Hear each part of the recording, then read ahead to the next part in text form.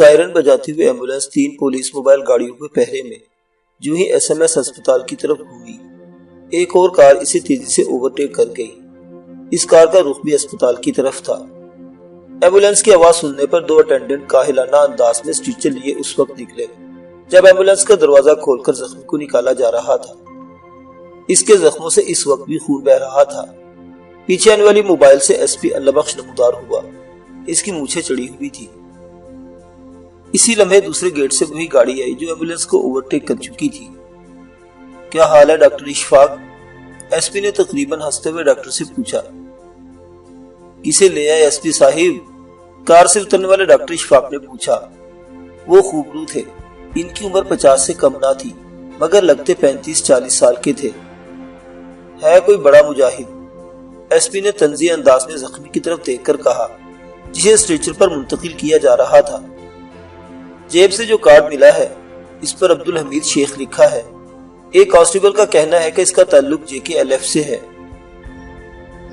حالت خراب ہے اس کے اللہ بخش صاحب، ڈاکٹر اشفاق نے کہا۔ انہوں نے زخمی پر گہری نظر ڈالی تھی۔ اس کی مرہم پٹی کریں اور بس، ایس پی بولا۔ اس سے بڑے راز اگلوانے ہیں ہمیں۔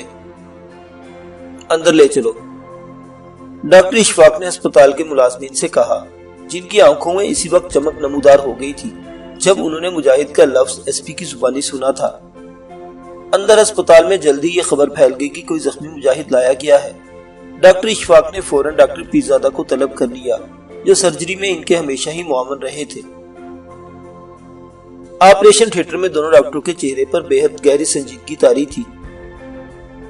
وہ اسے تفتیش کے لیے لے جائیں گے پیرزادہ، ڈاکٹر اشفاق نے کہا۔ ان کی انگلیاں بہت پھرتی اور فنکارانہ انداز میں زخموں پر چل رہی تھی۔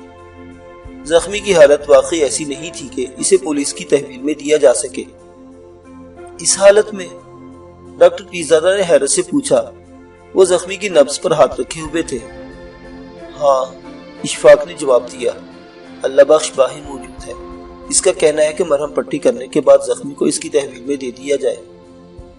آپ کیا چاہتے ہیں؟ صرف یہ کہ جب تک یہ پوری طرح صحت مند نہ ہو جائے اسے پولیس کے حوالے نہ کیا جائے۔ اس کا انتظام تو ابھی کر دیتا ہوں۔ ڈاکٹر پیرزادہ کی آنکھیں چمکنے لگی۔ انہوں نے دائیں طرف کھڑی ہوئی نرس سے کوئی سرگوشی کی اور نرس فوراً وہاں سے چلی گئی۔ وہ خود بھی مجاہدین سے محبت کرتی تھی۔ ڈاکٹر اور اسٹاف کے کئی اراکین اسی محبت کے بندھن میں ایک دوسرے سے منسلک تھے۔ میں نے ڈاکٹر گرو کو فون کروایا ہے، وہ خود آ کر سب کچھ سنبھال لیں گے، پیرزادہ نے دھیرے سے کہا۔ گڈ، اشفاق نے ذہوق اور مزید جھک کر جواب دیا۔ ڈاکٹر گرو کا نام سن کر انہیں بھی اطمینان سا ہو گیا تھا۔ ڈاکٹر گرو کے بارے میں کہا جاتا تھا کہ وہ زخمیوں کو تفتیش کے لیے پولیس کے حوالے کرنے کے سخت خلاف ہیں۔ ایسے درجنوں کیس تھے کہ ڈاکٹر گرو نے کسی زخمی کو تفتیش کی خاطر اسپتال سے ڈسچارج نہ کیا ہو۔ پولیس والے بھی ان سے خائف رہتے تھے کیونکہ ڈاکٹر گرو کو بہت اعلیٰ سطح تک رسائی حاصل تھی۔ بات بھی بہت اہم تھی کہ اس ممتاز اور انسانیت دوست ڈاکٹر کو پورے کشمیر کے ڈاکٹر احترام سے دیکھتے تھے۔ بعض اوقات ان کے محض ایک ٹیلی فون پر ہی ہڑتال ہو جایا کرتی تھی۔ وہ کب تک پہنچ جائیں گے؟ ڈاکٹر اشفاق نے پوچھا۔ وہ حمید کے زخموں سے بہنے والے خون کو بند کرنے میں کامیابی کے بعد باقی کام بہت آہستہ آہستہ کر رہے تھے۔ میرا خیال ہے کہ وہ فون سنتے ہی روانہ ہو چکے ہوں گے، پیرزادہ نے جواب دیا۔ اس کے بعد دونوں ڈاکٹر خاموش ہو گئے۔ نرس کے واپس آتے ہی انہوں نے بے چینی کے عالم میں پلٹ کر دیکھا۔ نرس کی آنکھیں مسکرا رہی تھی۔ ایک کھٹارا سی ایمبولینس جو ہی اسپتال کے احاطے میں داخل ہوئی، ایس پی اللہ بخش کے چہرے پر زلزلہ سا طاری ہو گیا۔ اس کے گال پھڑکنے لگے، آنکھیں مچ گئی اور اس نے مٹھیاں کس کر کھینچ لی۔ یہ بدبخت اس وقت کہاں سے آن ٹپکا؟ اللہ بخش نے اپنے انسپیکٹر سے کہا۔ انسپیکٹر کے چہرے پر بھی ہوائیاں سی اڑنے لگی تھی۔ اسی کس نے خبر کر دی سر؟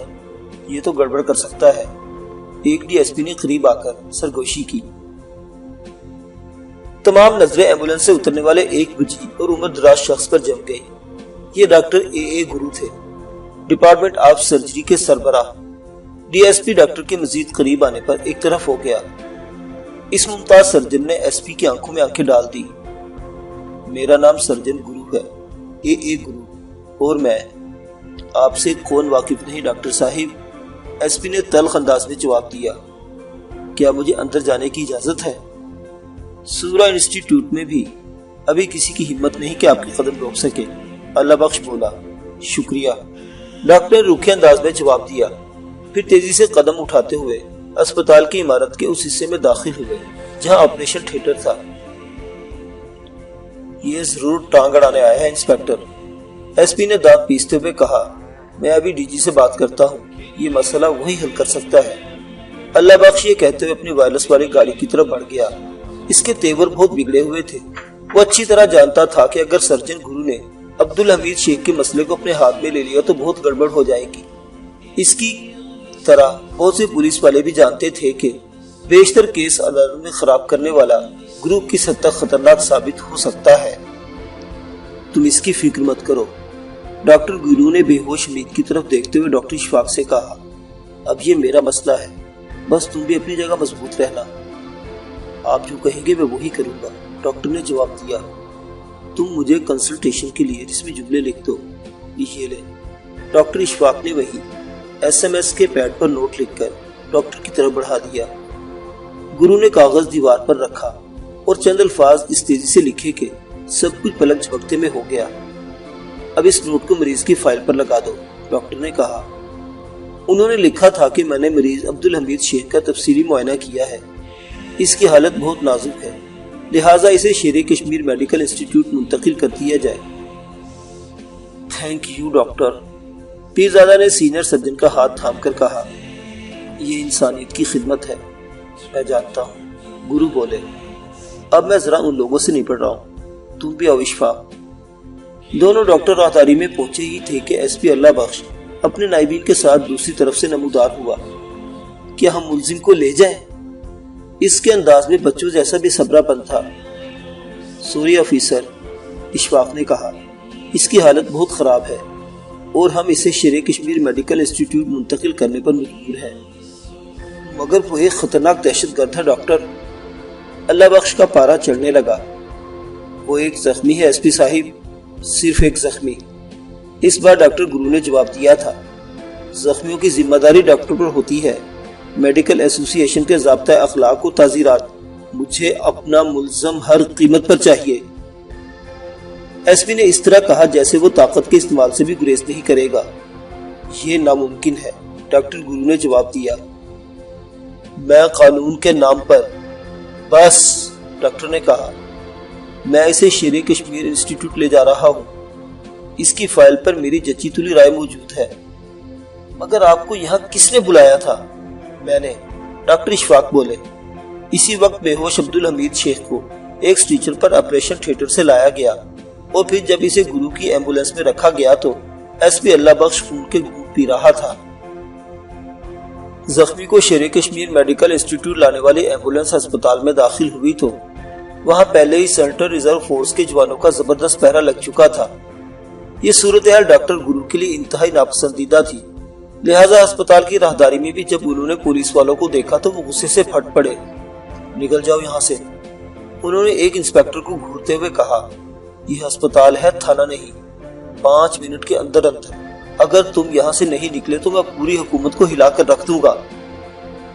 سر، بات یہ ہے کہ کچھ نہیں، سرجن گرو نے جواب دیا۔ تمہیں دیکھ کر میرے مریض ہراساں ہونے لگے ہیں، سمجھے تم؟ تمہاری حد وہاں ختم ہوتی ہے جہاں سے وارڈ کا دروازہ شروع ہوتا ہے۔ وارڈ کے باہر بیٹھے رہو، مجھے کوئی اعتراض نہیں ہوگا۔ انسپیکٹر کو اندازہ تھا کہ اگر اس نے ڈاکٹر کے مشورے پر عمل نہیں کیا تو اس کی کیا درگت بنے گی، لہٰذا 5 منٹ پورے ہونے سے قبل ہی وہ وارڈ سے نکل گیا۔ عین اسی وقت ایس پی اللہ بخش اسپتال میں داخل ہو رہا تھا۔ انسپیکٹر کی لٹکی ہوئی شکل دیکھ کر اسے اندازہ ہو گیا تھا کہ حالات یہاں بھی اس کے حق میں نہیں۔ ہم ایک تنظیم کے قیام کا اعلان کرتے ہیں جس کا نام حزب المجاہدین ہوگا، شاہ صاحب نے بہت پرجوش انداز میں کہا۔ ضعیفی کے باوجود ان کی آواز میں بڑی گھن گرج تھی۔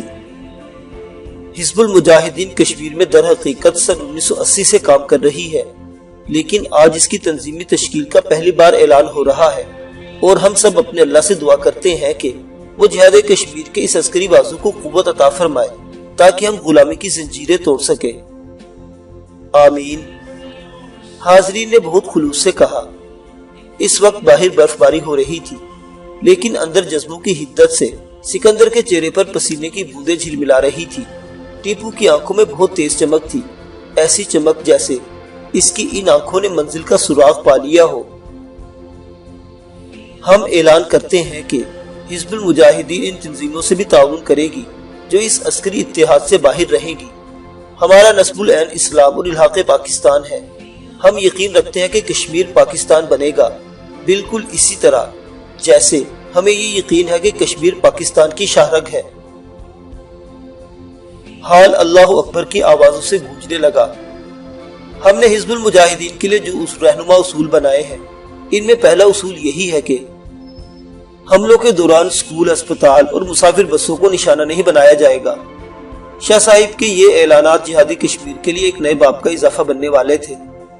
اپنی کارروائیوں کو عام انسانی آبادیوں سے دور رکھا جائے گا تاکہ عام لوگ دشمن کی کارروائی کا نشانہ نہ بن سکے۔ عام شہریوں پر حملے نہیں کیے جائیں گے تاکہ ہم دین و ملت کے غداروں کو ایک ایک کر کے ٹھکانے لگانے کی اجازت ہوگی۔ اس ضمن میں بھی اس بات کو لازم قرار دیا جا رہا ہے کہ کسی غدار کے خلاف کارروائی سے قبل اسے صفائی کا موقع دیا جائے گا۔ حزب المجاہدین عوام سے اپیل کرے گی کہ وہ بھارتی تہذیبی یلغار مثلاً سینما گھروں، ویڈیو سینٹروں، شراب خانوں اور بیوٹی پارلروں کو خاص طور پر نشانہ بنائے۔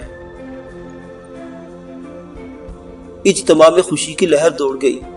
اعلانات ختم ہونے کے ساتھ ہی حزب المجاہدین کے لیے امیر، نائب امیر، کمانڈر ان چیف اور کمانڈروں کے انتخابات شروع ہو گئے۔ سکندر کھلی آنکھوں سے سب کچھ دیکھ رہا تھا، تاہم اس کی آنکھیں بار بار نم ہو رہی تھی۔ وہ پہلی بار جذباتی ہوا تھا، شاید اس لیے کہ وہ آزادی کی جد و جہد کے ایک اہم ترین باب کا جیتا جاگتا کردار خود بھی تھا۔ معزز سامعین حضرات، جہاد کشمیر کے ابتدائی دور کی یہ داستان ابھی جاری ہے۔ بقیہ واقعات اگلی قسط میں۔ دیکھتے رہیے اردو داستان۔ اللہ حافظ۔